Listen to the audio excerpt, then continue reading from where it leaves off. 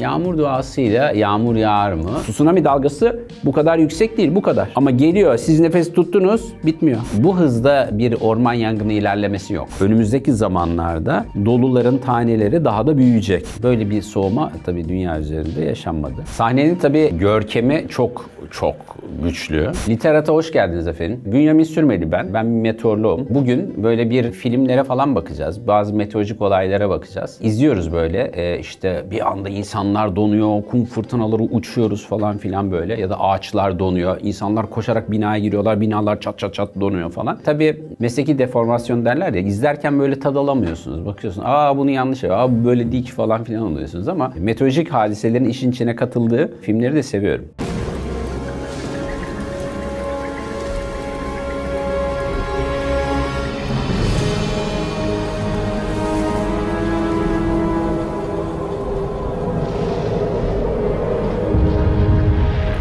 Bakın tam burası.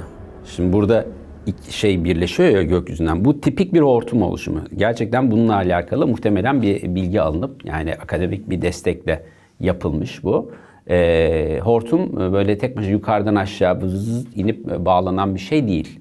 Böyle hem yerden hem şeyden gökyüzünden gelip çat diye burada birleşiyor. O Avatar'ın şeyi vardı ya, kuyrukta bağlantı çat. Onun gibi böyle bir bağlantısı oluyor. Bu güzel bir görüntü.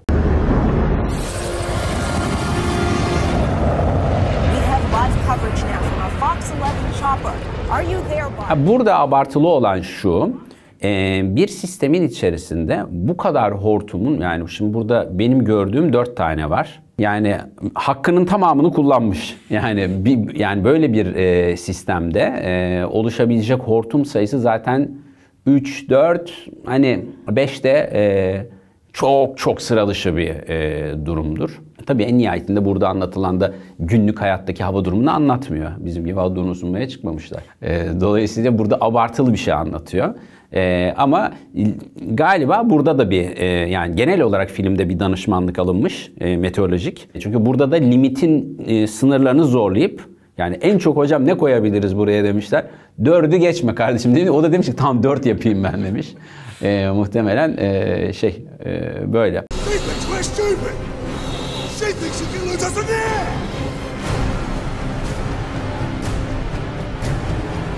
Sahnenin tabii görkemi çok güçlü, çok görkemli ama tabii birazcık abartılı. Ama tabii ki şöyle, şimdi bunun ne mantıkla yapıldığına bakmak lazım. Yani bu bir kum fırtınası mı, bu bir toz fırtınası mı? Şimdi bu tür kurak ve yarı kurak bölgelerde oluşur. Maalesef biz de yarı kurak bir iklime doğru gidiyoruz iklim değişikliği kapsamında. Neyse bu hani kum fırtınası ise tabii ki böyle bir şey olamaz. Onların yüksekliği birkaç yüz metre kadar. Ama toz fırtınasıysa eğer o zaman onun yüksekliği 5000 metre, 6000 metreye kadar gidebiliyor. Ama birkaç yüz metre dediğimizde zaten koca bir şehri yutabilecek bir yüksekliktir. Ama burada çok devasa bir görüntü var. Bu da nasıl oluyor? Isınan hava yükselir, soğuyan hava çöker. Ortam zaten sıcak. Bir soğuk cephe geçişinde böyle kama gibi bunun arkasına giriyor ve bunu sürüklüyor. Burada sürekli bir hareket var. Burada onu sürükleyen bir yüksek var, soğuk hava var. Öyle düşünün. Çökmüş aşağıya soğuk. Buradaki hareketi alıyor, sürekli sürüklüyor. O nedenle kum fırtınası bir yerden çıkıyor, sürekli başka bir yere doğru gidiyor. Dolayısıyla fiziki mantığı bu ama filme baktığımızda çok güzel bir görüntü olmuş ama bir tık abartılı.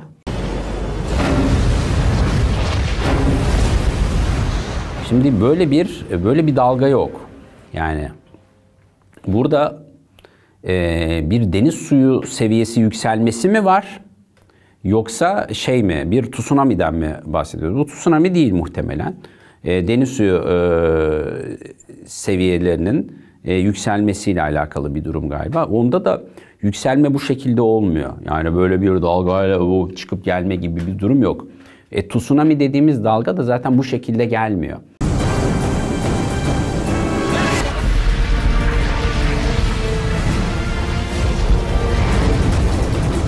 Evet, görseli çok iyi yapmışlar.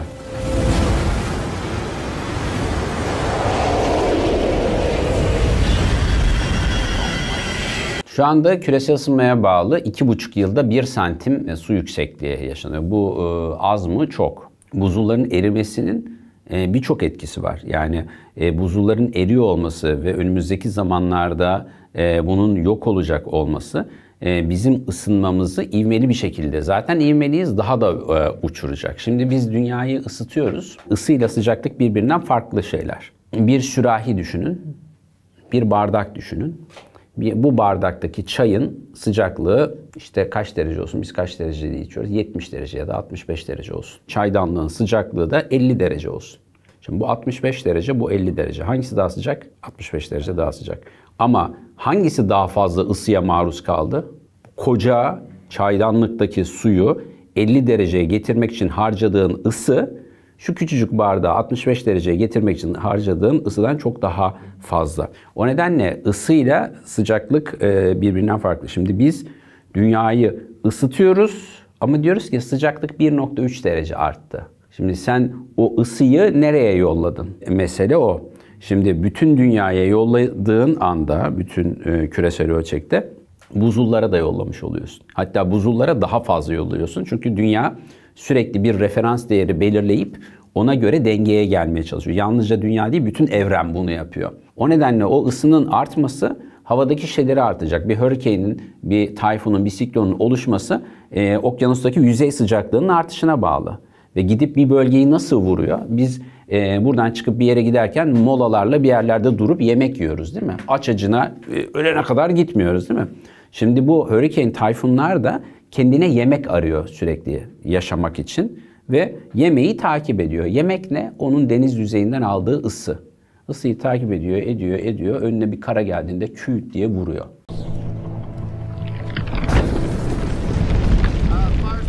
Orman yangınlarının ilerleyişini doğru göstermişler. Ama bu hızda bir orman yangını ilerlemesi yok. Yani orman yangını böyle ilerlemez.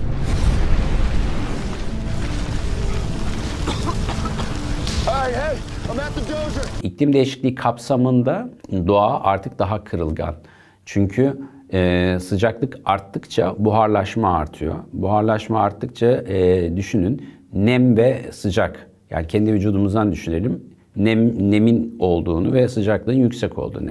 İlk başlayan şey kaşıntı maşıntıdır, değil mi? Şimdi doğada da böyle haşerat artıyor, bakteri artıyor, mikrop artıyor, sürüngenler artıyor. O haşerat gidiyor, yani daha fazla ürüyor ve daha iri hale geliyor. Çünkü çok rahat besleniyor. Gidiyor, bunlar da ağaçları, bitkileri kemirmeye başlıyorlar. Hem bitkiler haşerattan dolayı zayıflar ve kırılgan hale geliyorlar.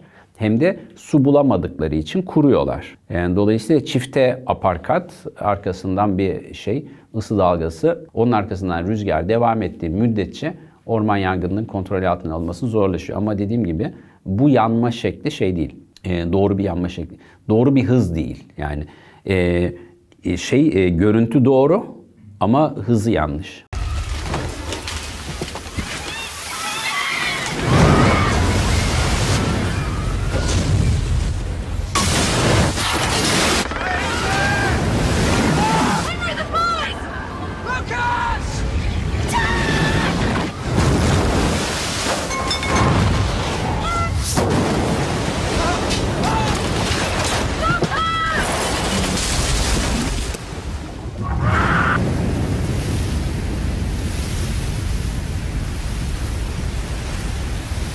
Bakın, tsunami'nin gelişi bu. Tsunami böyle açık okyanusta böyle bir dalga şekliyle görünür ama kıyıya geldiğinde aslında sürekli seviyeyi yükselten bir su girişi vardır. Tsunami dalgası şudur.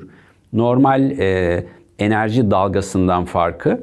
Enerji dalgasında vardı, işte bir dalga diğerine vurur, büyütür. Çok kuvvetliyse 8 metre, 10 metre, 12 metre dalga yapar. Küt diye gelir bir yeri vurur. Şimdi tsunami bir enerji dalgası gibi böyle diklemesine bir dalga değildir. Kütle olarak su bir kırılmaya bağlı olarak gidiyor, bir çukura doluyor. Su geri çekiliyor. Sonra kütle olarak bir daha geliyor. Ve gelirken de bir halı silkelemesi gibi düşünün. Yani halı kalktı, çekildi, bir daha verdiniz, bir geri geliyor, ileri gidiyor, sonra yerine oturuyor. Şimdi tsunami dalgası bu kadar yüksek değil, bu kadar. Ama geliyor, siz nefes tuttunuz, bitmiyor. Sürekli geliyor. Sürekli geliyor. Çünkü gitti kütle olarak geri geliyor ya. Komple geliyor. O nedenle tekrar kafayı kaldırıp olması çok zor. İkincisi, tsunami dalgasında her şeyi alıp sürüklediği için tsunami'de ölenlerin büyük kısmı yani bir şeyden boğulmayla olmuyor. Su havasız bilmem. Tabii bunun da çok ciddi bir oranı var. Ama burada daha çok insanlara bazı objelerin çarpması ya da insanların diğer objelere çarpmasından dolayı oluyor. Yani gidiyor sürükleniyor ağaca vuruyor. Gidiyor sürükleniyor işte herhangi bir metal bir yerden kopmuş geliyor saplanıyor falan filan. Yani Allah korusun bunu betimlemek şey yapmak bile çok hani gözde kötü ağızda da. Buradaki görüntü de aslında tipik bir tsunami dalgası ve tsunami girişi.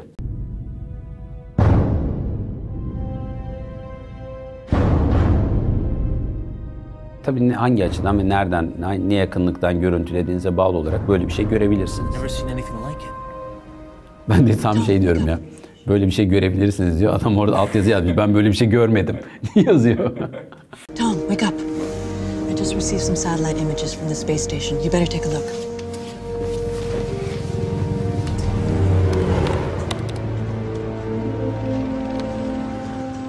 Yani şimdi bir de şey var. Yani hangi dönemdeyiz ya? Sayfanın açılışını görüyor musunuz? Tık tık tık tık. 2000 Evet. 50 mil dediği 70 küsür. Bunlar genellikle 1700, 1800, hani 2000'e kadar. Yani zaten dediğim gibi bilim kurgu yani bu olmayan bir şeyi söylüyor ama tabii ki en azından temel fizik kurallarına aykırı olmayacak şekilde. Yani bu sistem batıdan doğuya gitmez. Zaten o şey de diyebilir. Bu kadar da büyümüyor da zaten. Hani biz de onu çevirdik diyor olabilir.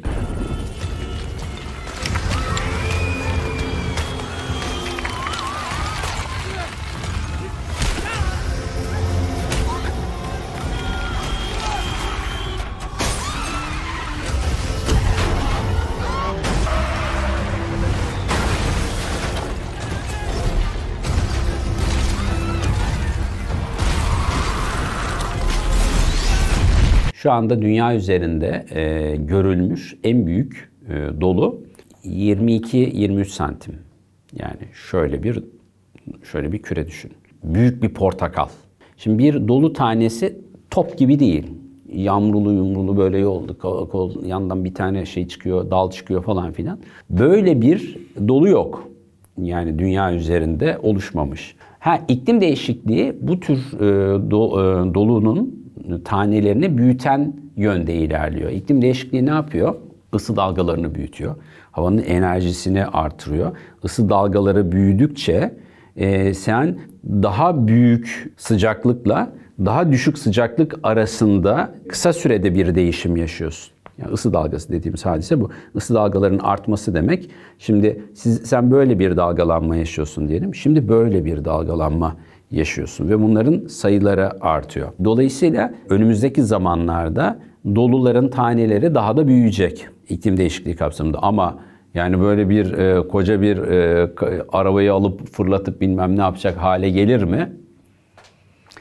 Yani gelmesin. Yani evet yani bu tür şeyler de havaya ilham olmasın, yapmasın, çekmesinler böyle filmler.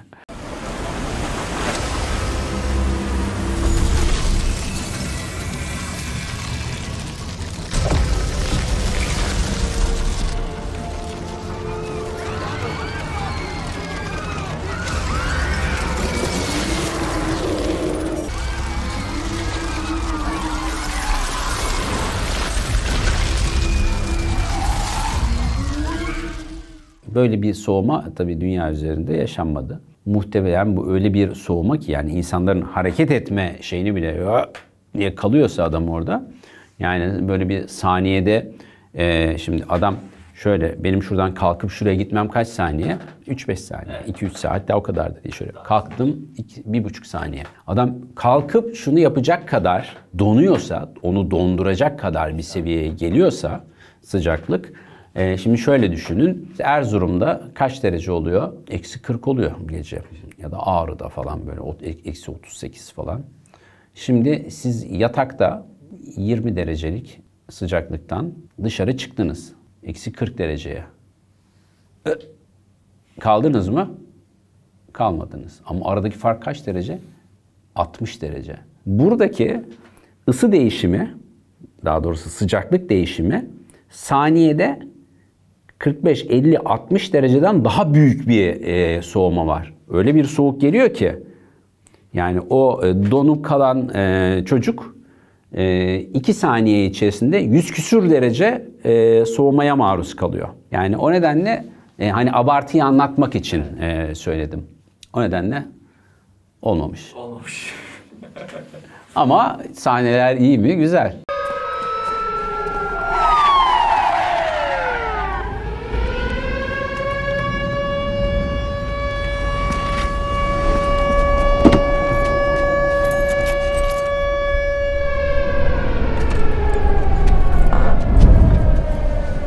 Böyle akış dünyanın birçok yerinde oluyor. O sis tabakası ya da o bulut, yani stratus bulutu ve sis dediğimiz hadise de zaten yer seviyesinde oluşmuş stratus bulutudur. Burada bir akım var. Yani o stratus bulutu bir tepeye, bir yeri aşıp yere doğru çökerek geliyor. Dolayısıyla hani bunun örnekleri var ama bu hızda mı? Ben San Francisco'da gördüm. San Francisco'da böyle dağın üzerinden böyle aşağıya doğru hani su akışı gibi olmasa da bir akış şeklinde gözünüzde görüyorsunuz böyle. Çok az hızlandırılmış bir video çekseniz böyle su akışı gibi görebilirsiniz o bulutun akışını. That's high level static discharge. I think we should check this out.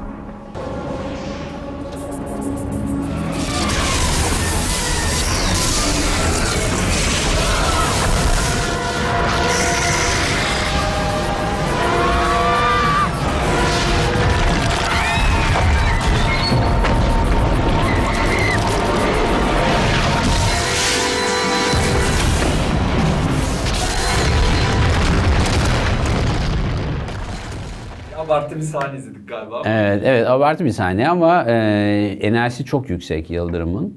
Şimdi Yıldırım, o gördüğümüz her lightning, o ışık şey değil, şimşek değil. Daha doğrusu yıldırım değil. Yıldırım yerle olan teması. Buluttan buluta ve bulutun içerisindekine biz şimşek diyoruz. Yerle olana da yıldırım diyoruz. Bunların güçleri birbirinden farklı. En uzun süren şimşek çakması. Dünya üzerine kaydedilen 20 saniye. 20 saniye boyunca sürekli bakıyorsun, sürekli aydınlık bir buluttan buluta bir şey oluyor. Yani yine aynı şekilde bir de mesafesi var. En uzun da şu ana kadar kaydedilmiş olan 800 kilometre. 800. İstanbul'da şimşek bir çakıyor, Antalya'ya gidiyor. Jack, were you able to recreate the thermal cycle? Yes. The storm's rotation is pulling supercooled air all the way down from the upper troposphere. Shouldn't the air warm up before it reaches ground level? It should, but it doesn't. The air's descending too rapidly. We've located two other supercells. İki tane, in addition evet. to the one Duralım over burada. Scotland. There's one over- Ek olarak 2 tane süper hücre keşfettik diyor içerisinde. Şimdi oluşum mekanizmaları birbirinden farklı. Yani süper hücre bu tür bir şeyin üzerinde, tayfunun, hurricane'in içerisinde oluşmuyor. Dolayısıyla böyle bir tayfunun içerisinde, yani biri mezoölçekli konvektif harekete bağlı, biri başka bir mekanizmaya bağlı oluşuyor. Dolayısıyla burada hani süper hücre çok hani nasıl denir, seksi, çekici bir ifade. O nedenle bizde de öyle. Biz de onu kullanıyoruz çok fazla. Ne yapıyoruz? İşte süper hücre. Her yerde süper hücre diyoruz. Yani her gelen sisteme. İşte süper hücre oluştu. Yani süper hücrenin bir oluşum şeyi var. Bunların hani literatürde böyle isimler verilmesinin nedeni sokaktaki insanlara keyif olsun diye hadi isim verelim, böyle renkli bir şey söyleyelim diye değil. There's one over northern Canada and another one over Siberia. Here's a projection of Bir 24 ucu hours. Grönland'dan Asya'ya kadar gidiyor. Bakın Türkiye'yi görüyor musunuz? Rusya'ya kadar gidiyor. İngiltere, Fransa, Avrupa'nın tamamı falan filan böyle kocaman bir yerde. Birincisi, bu çapta bir şey yok. Hurricane yok. Yani Asya bütün uçlarıyla, sarmallarıyla, bağlantılarıyla beraber Asya'dan Atlantik'in ortasına kadar giden böyle bir şey yok. Bu çok büyük. İkincisi, bunlar deniz üzerinden beslendiği için zaten kara üzerine geldiği kısımların parçalanması lazım. Yani bu çapta beslenemez, bu parçalanır. İkincisi bu kadar yukarı enleme çıkamaz. Ne zaman olur bu yukarı enleme çıkışı? Diyelim ki buralar su. Ve deniz seviyeleri yükseldi. Buralara sularla doldu ve yukarı doğru çıkmaya başladı. Ne zaman olur? 20 yıl sonra, 30 yıl sonra deniz suyu sıcaklıkları çok yükselir ve bu tür sistemler buradan beslenecek kadar malzemeyi yukarı çıktıkça bulursa bu gerçekleşebilir. Ama en nihayetinde tekrar söylüyorum, burada bir muhtemelen meteorolojik akademik danışmanlık alınmıştır. Ama şöyle bir şey, matematik olarak ya da fizik koşulları itibariyle oluşması çok zor. This is 48 hours out. And in 7 to 10 days. When this storm is over. Bu arada lokasyonlarını da haritada değiştiriyor. Bakın geri gelin. Daha yukarıdaydı. Aşağıya indiğini gösteriyor bu sefer. Ama bu tür sistemler süre içerisinde genellikle enerjisini alır, o bölgede tüketir, yukarı doğru çıkar. Kuzeyleyerek yer değiştirir ve dünya bu sistemler normal meteorolojik sistemlerin tersine. Şimdi meteorolojik sistemler olur. Dünya batıdan doğuya doğru döndüğü için batıdan doğuya doğru gelir. Biz mesela Kafkaslardan gelen yağışlı ve soğuk hava diye bir şey anlatmıyoruz. Ne anlatıyoruz? Balkanlardan gelen diyoruz. Basra'dan giriş yapıyor falan filan ama onlar da farklı mekanizmalara bağlı. Genellikle sistem batıdan doğuya doğru döner. Hurricane'ler, tayfunlar, siklonlar tam tersine doğudan batıya doğru hareket eden sistemlerdir. Merhaba arkadaşlar. Merhaba, hoş geldin. Hoş bulduk Mustafa. Nereye böyle? Cenaze mi var? Yağmur doğasına, dere boyuna gideriz. Haftalarca yağmur yağmadı. Yağmazsa köy toptan hapı yuttu. İnşallah Arif Efendi'nin sayesinde onun nefesiyle akşama yağmur yağacak. En geç bu akşam sayemde köye yağmur düşecektir. Boşuna dere boyuna gitmeyin. Yağmur yağmayacak. Bana bak kafir, ben istediğim an yağmur yağdırırım ha. Bunu bilesin. Yağmur duasıyla yağmur yağar mı? Tarih boyunca sürekli böyle şeyler var. Yani Kızılderililerde de bu var. Asya'da çok yüksek bir gelenek var. Yani buradaki mesele bence bir evrene verilen, böyle enerji işleri bu aralar çok konuşuluyor ya. Bir enerji bir şey yollanıyor. O size yağmur olarak mı döner, dolu olarak mı döner onu bilmiyorum. Ama mesela bunun örnekleri şeylerde de var. Yağmur için Kızılderililerin yaptığı ateş dansı mesela. Onlarda da böyle bir gelenek var. Bilimsel metotlar dışında dünyada insanlar bununla alakalı çok şeyler yapmışlar. Buradaki durum havaya müdahale etmek. İyi bilim kurguyu biz nasıl kabul ediyoruz? Bizim hayallerimizin dışında bir şey olduğunda onu iyi bir bilim kurgu olarak kabul ediyoruz. O nedenle buradaki mesele abartılması. Burada da evet bir takım meteorolojik şeyler almışlar ya da teknik, akademik destekler alınmış ama tabii ki bunların görsel efektlerin ön planda olduğu dönem biraz geride kaldı.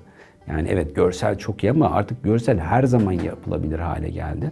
Yani dünyayı patlatıyorsun, uçuruyorsun, kaçırıyorsun, uzaya, Mars'a, Andromeda her yere gittiğini iddia edebilip onun da bir gerçek hissini verecek şekilde yapabiliyorsunuz. Buradaki mesele o mantığıyla beraber ama senin mantık kuramadığın bir şekilde bir hikayenin ve görselin açığa çıkması. Bunların tabii bir kısmı bunu yaşatıyor. Bir kısmı da sakil kalıyor. Ama bunların üzerinde çalışılması, yapılması güzel bir şey. Evet arkadaşlar çok teşekkür ederiz. Umarız ki buraya kadar sabredip gelmişsinizdir. Ufak şu kadarcık bir fayda sağladıysa şu video ne mutlu. Görüşmek üzere.